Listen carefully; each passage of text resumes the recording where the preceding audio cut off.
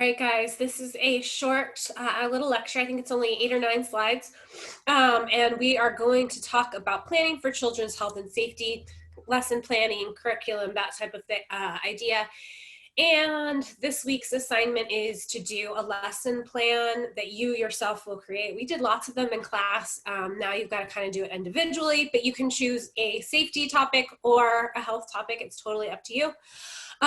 So I'm just going to talk a little bit about the process of that just to help you with the online assignment.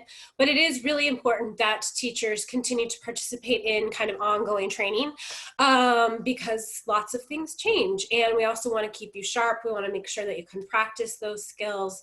And we want to remind you of why we're doing this, which is for the safety and health of the children.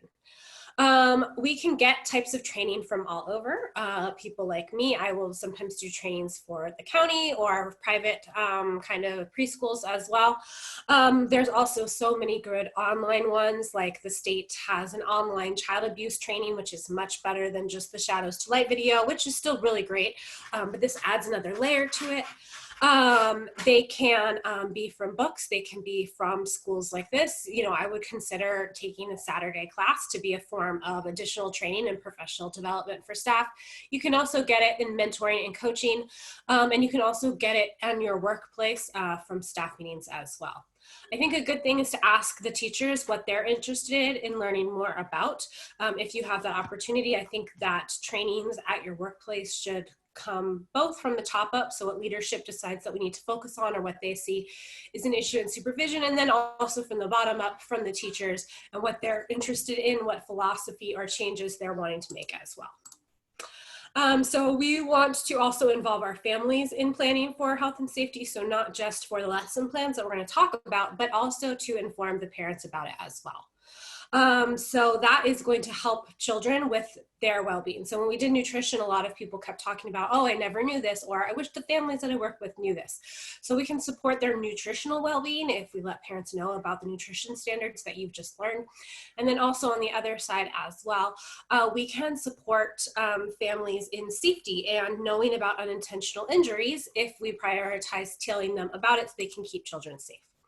So some of the reasons that, or some of the topics, well, some of the reasons and outcomes that we do family involvement or family education or just getting them involved in the classroom through volunteering or participation is it helps with social, cognitive, community, communication, literacy, development. It helps with vocabulary growth, expressive language, comprehension skills, and it helps with engagement with peers, adults, and learning. One of the best predictors for child achievement is how involved the family and parents are in the educational process.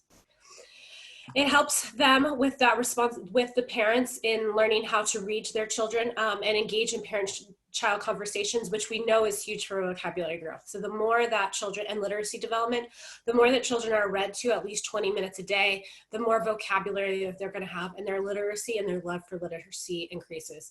That's been the biggest thing since I've been homeschooling is, you know, we're trying to generally follow what the teachers are giving them, but I don't like my daughters to be on screens very much because their behavior kind of like so we were doing a lot of just fun activities. We were doing hieroglyphs this morning and learning about how ancient Egyptians wrote and things like that. But the biggest thing that they keep stressing over and over in the Zoom meetings and just the emails we get from the teachers is just to keep reading, have them read, we read to them. And I think that's so true. Homeschool relationships should be about communication, what's happening in the classroom, and then how the parents can participate in the life of the school. A lot of us work, but we can still participate and we can still volunteer and we can still support the school, go to back to school night, go to parent-teacher conferences as well. So this is instructional design, so this is what's going to help you in that lesson plan. I want you to select a topic that's developmentally appropriate. So you're going to give me the age group in the online learning, online assignment. So you're going to tell me infants, toddlers, preschoolers, and it should be developmentally appropriate. So for a small one, it wouldn't be something that they could choke on. There wouldn't be anything toxic as well. And then also, if you're lucky enough to have children in your life, you might want to build it on what you're seeing children's interests and abilities are. You know, it's spring, it's getting warmer. Not that we can go outside very much, or Not that we can be out in our community right now.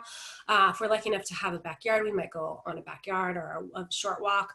And we need to be respectful of our cultural differences as well. So if you work with a specific culture, you need to be aware of maybe some of those differences in how they approach safety or nutrition or health. It should build on their understanding and their skills. So part of Vygotsky's scaffolding is what do they understand now? What are their skills now? And how are we going to get to that next level, that zone of proximal development? And then it takes advantage of teachable moments. So sometimes things just happen spontaneously, or children show you what their interests and abilities are, and you can build safety and health over that. We need to have learning objectives as well. So we need to have something that at the end we would like a child to know about safety or health. So what 20 seconds is, and that's how long they need to wash their hands, or what duck and cover means if there's an earthquake.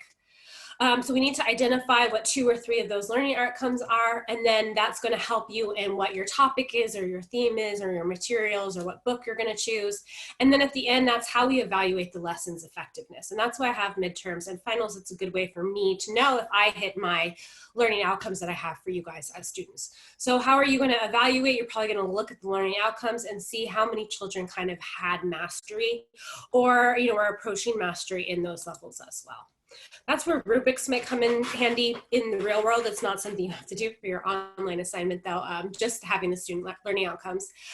Consider and select content and presentation methods. So how you're actually going to teach, 20 seconds of hand watching might be something that appeals and holds children interest. So, doing that germ thing that I kind of had. So it's fun, it's a visual, it's appropriate for child's attention span. So it's not, watch a 45-minute, PowerPoint lecture for 2-year-olds. 2-year-olds are never going to sit still for a PowerPoint, not even one slide. But maybe schools would like a little PowerPoint and go do something hands-on. But there's lots of visual media there. It's hands-on. There's a lot of participation for our kinesthetic learners. They're learning just a basic concept at a time, so hand washing or a fire drill or earthquakes. We're not going to teach all things at the same time, so one basic thing as well. And then we need to consider instructional methods. So how are we going to teach this as well? How would you teach it to an infant? What would be appropriate for an infant? Probably something hands-on, probably maybe getting them used to a drill, such as getting into their cribs and being walked out, and then communicating that with the parents as well. Toddlers, probably hand washing would be really important. Maybe sneezing like this, not putting your finger up your nose. I mean, think about toddlers, they're pretty germy. How could we minimize the germiness and teach them a basic lesson? Preschool age children, you could probably get a little bit more involved. You could talk about germs and them being the yucky things on our hands that might get us sick. So they have a little bit more of that cognitive ability, but they're also doing a hand washing activity as well, or maybe, putting stickies on their hands that represent germs, something like that. School age children can know even more. They could maybe write about it. They could write a book. They could tell you about it. They could interview each other. They could pretend to be germs. And then our last one is, how do we assess our learning experiences? So I want you guys to kind of think. You'll have those student learning outcomes that you're going to want to assess at the end. So how do we know that children know they should wash their hands for 20 seconds maybe? You're going to conduct that throughout the lesson. You're going to use those learning objectives. You're going to determine how effective all of that was in the learning experience. So you might ask a couple questions at the end. So how would you know that you washed your hands the right amount of time? The child might say, oh, you need to sing happy birthday one time. And that would be a good indicator that they understood that 20 seconds is how long. For a child, 20 seconds is more easily represented in a song, although for all adults too, because I'm pretty surprised in this whole coronavirus how many people didn't know how to wash their hands. And then you might need to obtain some kind of information that can be used for improvement as well. So like a rubric might help you decide which children have mastery, which ones are approaching it, and which ones don't have it. So that you might need to redo the whole lesson again. You might need to change how you've done it. It's totally up to you as well. So online, you guys are going to pick either safety or health, pick a very small topic and age. You're going to have student learning outcomes as well, materials, how you would teach this to the children, and then briefly how you might assess it by questions you might ask, or picture, if they drew pictures, you could do it by a picture that they drew, questions that they answered during a book, for older children, things that they wrote as well. So that is just our short little assignment for this week. And I will see you guys online.